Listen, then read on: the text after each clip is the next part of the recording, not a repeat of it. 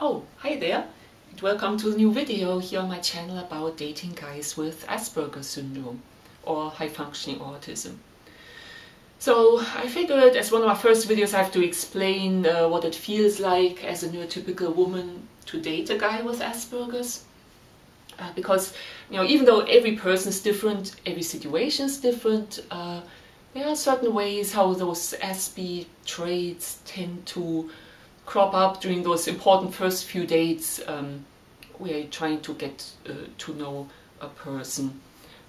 All that said, this will be all very specific to my experience, and so and I have a certain type of guy that I go for, which is like the more shy, introverted man, obviously older, like in the 30s to 50s.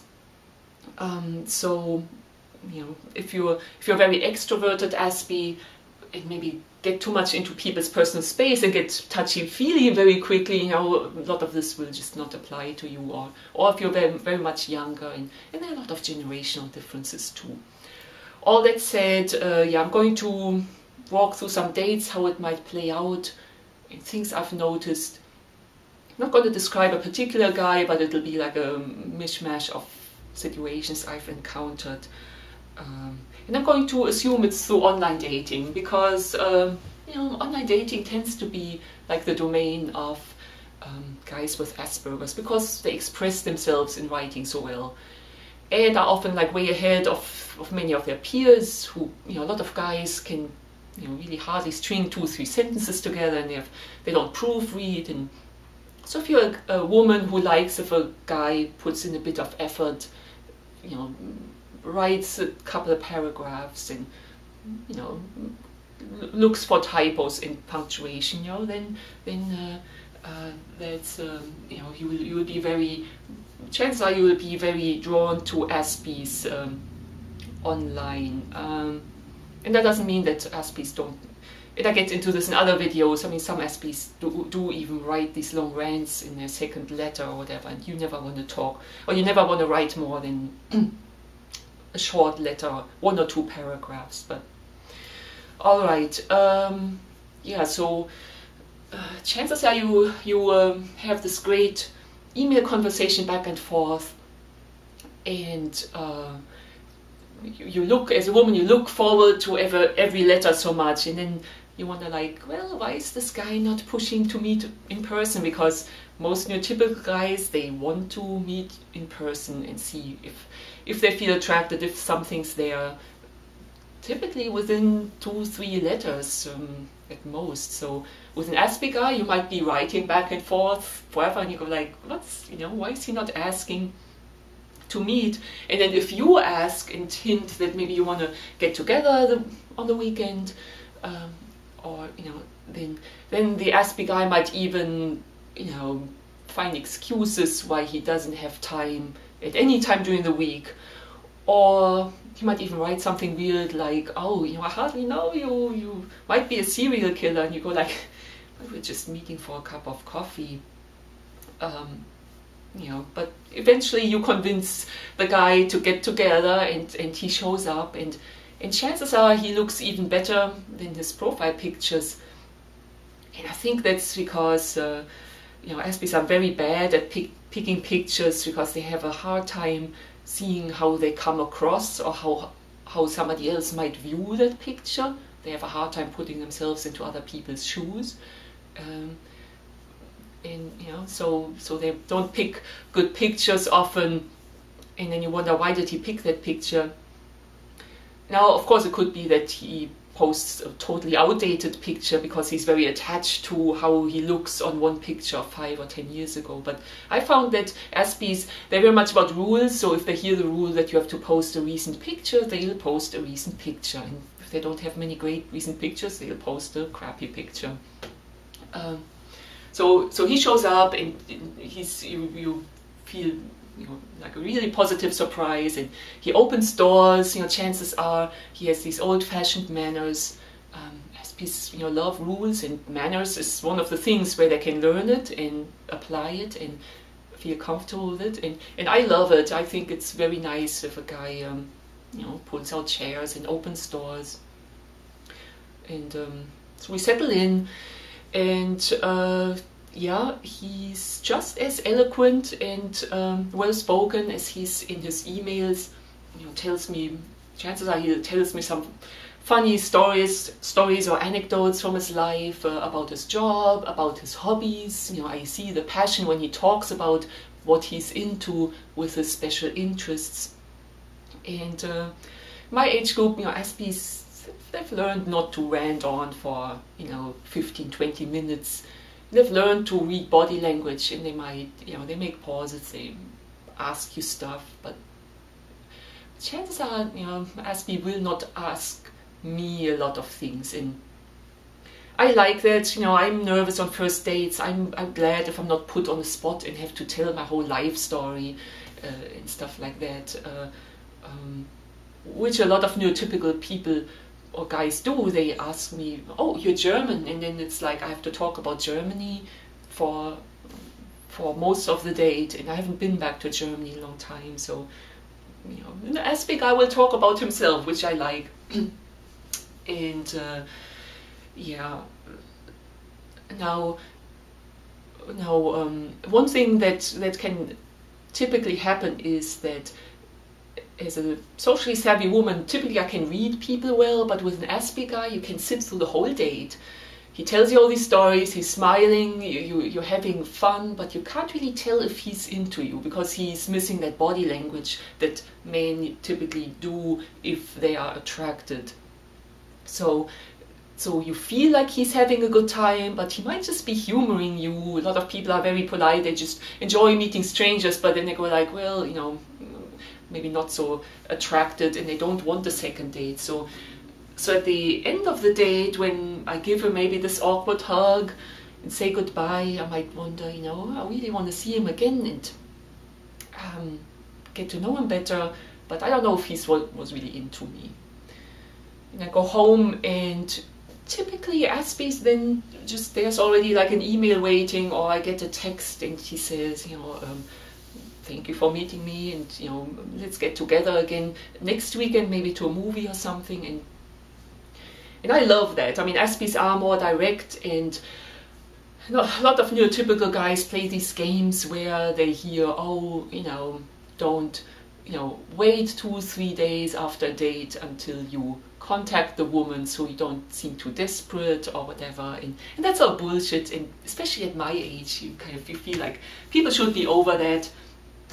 If you really like somebody, if you had fun, if you want a second date, you know, just say so. And I tend to, you know, especially if the guy invited me or paid for anything, I'm going to send that thank you note, and I'm going to you know, I'm going to hint at if I want to see him again, or if I mostly just thank for the date, say I had a good time. And that's where it starts. Dating is so complex because, you know, it's like we mix our most primal instincts of wanting to connect and of wanting to find a mate with all these societal conventions where yeah, people just don't say exactly what they mean. And typically, if you're like very blunt of what you're thinking at any moment in dating, that can cause even more problems than in everyday life. So I get into this later, but yeah, at least with me, a lot of first dates with Aspies, I would not have been able to tell that there's anything off about them socially.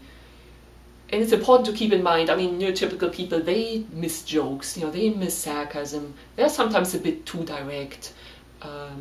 So a lot of the things that I'll be talking about, there are situations that can all occur also with neurotypical guys.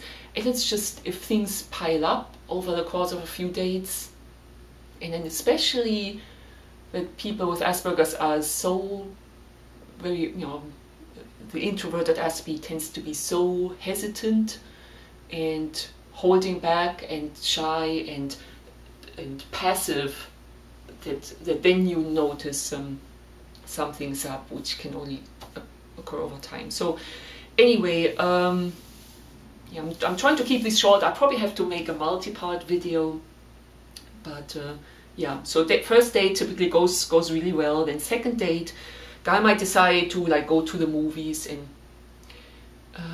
of course I like to really get to know people through conversation. So if a guy suggests going to the movies for first or second date, I would really not recommend doing that, because you don't get to know somebody sitting next to them in a movie theater. All that said, I wouldn't like turn it down if a guy really wants to see a movie. So we might go to a movie on the second date. So I arrive, again he opens doors, he's super nice. We get our popcorn, we settle in. Movie starts, and I might lean in a bit. I like him, so I'll not lean away. I'll use like his armrest, or like my half of his armrest. And typically a guy would then also lean in somewhat, but with a guy with Asperger's, chances are it might be that the guy just sits there careful not to touch you and eats his popcorn, and you go like, well, this guy's like really shy. Because what's the harm of just casually leaning in, or even if shoulders touch, or even if you're shy, if you watch a very suspenseful movie, you can take your date's hand or something. This is not the 1940s or something, but guys with Asperger's tend to not do that. It's, again, all this is like the kind of shy, introverted Aspie that is probably more my type than really outgoing people. Yeah, so movie wraps up, and typical people like to talk about shared experience to really make them shared. So chances I start talking about, okay, which scenes I really loved, the performance of some actors, how I like the movie overall. Now, I might notice then it's kind of hard to get the conversation going about spontaneous things. He's good talking about things that he's maybe talked about before his job, things that he's familiar with, but like talking about a movie we've just seen, I'm not getting much back. Unless, of course, it's maybe a Star Wars movie and he's big into Star Wars and he might be talking a lot about that. But yeah, so I go like, okay, and once again with his body language I start wondering, is this guy even into me? Because he's just like walking several feet away from me. Maybe we walk to his car if he picked me up, and then I go like, okay, there's this feeling where maybe he'll just like, maybe he changed his mind, or maybe he'll just say, drop me off, say bye, and that's it. Because again, Aspies don't project the body language that tells a woman what's going on. But he might say, hey, want to do something else? And I go like, yes, let's take a walk through the park. Just more chance to talk with him.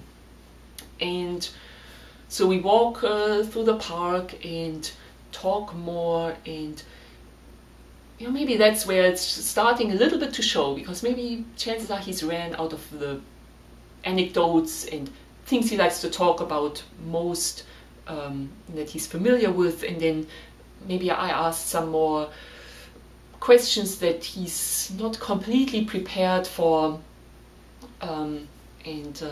Yeah, let's say, like one guy I asked, because he told me that he's in a church, and I don't go to church, but I asked him, well, isn't that like the perfect social environment to meet women? Why don't you date somebody from your church? And he said, well, it's a fairly small church, and the only two unmarried women there that are of appropriate age are, one has a boyfriend and the other one is not attractive. Stuff like that, where you go, yeah, this guy's like way more direct and he's not really adhering to those social conventions. And if you're an Aspie and I just told you this, and you wonder what was wrong with what he said, is that, yeah, it's like an unspoken secret that guys mostly need that physical attraction right off the bat. But once you're out of teenage age, you're beyond putting people into buckets like unattractive, attractive. You want to show a little bit more that you're open to different kinds of people. Things are not black and white. And yeah, so if a guy says, oh, this can't date this woman, she's not attractive, that's like a woman saying, can't date this guy here, doesn't have a job and no car. Maybe it's important to somebody that somebody has a job and a car, but to say that bluntly is just, I don't know, it makes you look a bit small-minded. Stuff like that, where the guy maybe doesn't really see how things come across. And I've encountered more than once that on that second date, where there was no touching so far, nothing, the guy talks about like STDs and stuff, like, oh, my ex slept around and gave me chlamydia or something, but then I cleared it up with antibiotics or whatever, and then and you go like, whoa, you know, yeah, too much information on the second date when we've like not even touched. So sometimes guys then say like some really blunt things that don't fit with that picture of him being kind of shy and reserved. Same thing with questions. You know, he might ask things, and there might be things that are already on his mind, and he might ask something very bluntly. And again, you know, lesbians don't have this thing where they like very emotional subjects or sensitive subjects. Most neurotypical people do this thing where they ramp up and they, you know, might cushion it, but then the Aspie will maybe ask very bluntly, so do you want children? And he says it like, you know, so directly and with a face you can't really read, and it's not really, yeah, that can be a bit disconcerting. It's not really that your answer would change based on how he feels about it, because most neurotypical people would say first how they feel about the subject and then ask the other person. Now if a guy bluntly asks, so do you want children, and I can't read from his face, you know, he might be a bachelor in his mid-40s who's super broken up that he has missed out so far on his chance to have children, or he might just have like horror visions that he just never ever wants a child. And depending on that, really as a neurotypical person, you want to kind of word your answer differently. Like if the guy is really heartbroken that he doesn't want children, you know, I would word it completely differently. I would maybe say, yes, I'm you know, out of the age where I want to start a new family, but I've sometimes considered that maybe, you know, fostering a child or adopting an older, you know, child would be something that could be very gratifying. Whereas if the guy just absolutely does not want children, you want to just, you know, simply say, yeah, I'm out of the age of wanting children. You know, they take so much time and energy and stuff. So yeah, so conversation then tends to not flow perfectly, and then maybe because I'm starting to know him better, I might joke about some things or try funny banter or flirting, just based on things he's told me so far. And then I notice, yeah, this is not really, you know, he's not flirting back. It's hard to get banter going. He might take a joke seriously, and then I have to explain it was a joke. Yeah, so definitely some cracks there that start to show. And you know, again, it's all about, if you put an Aspie on the spot and he starts talking, then he doesn't do the thing, or he is not as able as neurotypicals to put himself into the other person's shoes and see how things come across. And that's so important with dating, because dating is not like, okay, I tell you all about me and my hobbies and beliefs and preferences and dislikes, and you tell me all about you and your job and your facts about your life, and then we see if we fit together. Dating is so much about creating togetherness, being on one page, and you don't want as little as possible these tiny kind of clashes. And that takes so much social savvy. Even a lot of neurotypical guys don't have that, and then women feel, oh, there's no chemistry, which is like it's a code word for, yeah, guy was just mostly talking bluntly, and I didn't have the feeling that he was putting himself into my shoes, or that we were on the same page emotionally. Yeah. Another thing that a guy with Asperger's told me was, he said that he had been on Match.com and he had gone on a few dates with this rich heiress in town, you know, from like an old banking family. And again, stuff like that where maybe a lot of people would first think, okay, do I want to tell that to this new woman who wants to make a connection with me? Because she might, and she probably will, after the date, go and look up that heiress and see that this was like a way younger, super gorgeous woman, educated, from a rich family. And then you go like, yeah, she meant so much to him, and obviously they were only like on a couple dates, so there was not even anything going on, but he might be just clearly still hung up on her if he mentions her to his new date.